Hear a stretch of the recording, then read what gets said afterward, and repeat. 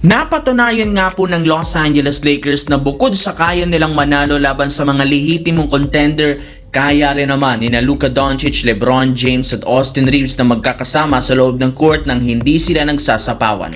Ito ay nagagawa ng Lakers matapos maging epektibo ang ginawang bagong game plan ni Coach JJ Redick sa nakalipas na laro, kung saan ginagawa nga nilang first option si Luka, second option si Austin Reeves, habang third option naman si LeBron James, kung saan naglalaro nga siya ngayon ng off the ball. Naiintindihan rin naman ni LeBron kung gaano kahalaga na makahawak ng bola si Austin Reeves at LeBron. And speaking of Austin Reeves, mas ginagawang priority rin naman siya ngayon ng Lakers, gayong kumpirmado balak siyang bigyan at papirmahin ng bagong kontrata na nagkakahalaga na mahigit sa 5-year, $240 million contract. Gusto nga nilang mas mag-improve palalo ang kanyang galaw at maging confidence pa ito kasama si Luka Doncic, since silang dalawa ang magiging future ng prangkisa ng Los Angeles Lakers. Samantala, sa pinapakitang performance nga ngayon ng Golden State Warriors, mukhang malabong mag-compete sila ng kampeonato ngayong taon. Medyo tagilid nga ang kalagayan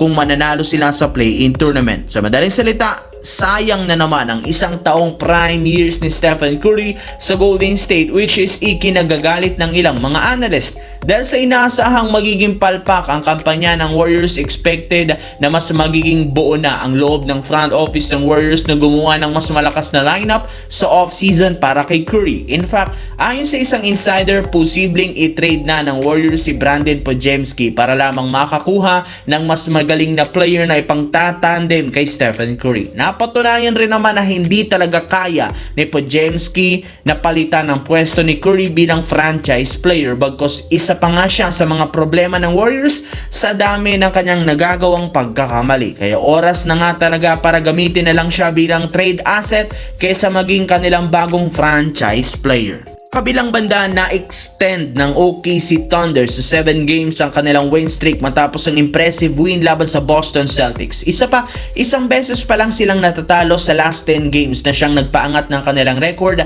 sa 52-15, kung saan sila ang nananatiling number 1 sa West. Kahit man na naghahabol ang San Antonio Spurs, hindi pa rin naman sila nito maungusan ng pwesto. Mas consistent ang OKC kumpara sa Spurs na kagagaling pa lang sa talo laban sa Denver Nuggets. At ang maganda pa dyan, nagagawa ng OKC na magkaroon ng win streak sa kabila ng kulang na lineup sa hindi paglalaro ni Jalen Williams. Kaya isang pahiwatig ito kung gaano kalalim ang kanilang lineup ngayon. Kaya ang Thunder pa rin ang itinuturing bilang hari ng Western Conference kahit ilang beses na silang tinalo ng San Antonio Spurs sa kanilang head-to-head matchup ngayong taon. As of now, OKC pa rin ang nangunguna sa pinakapaboritong team na magkakampiyon ngayong taon dahil sa lakas ng kanilang roster.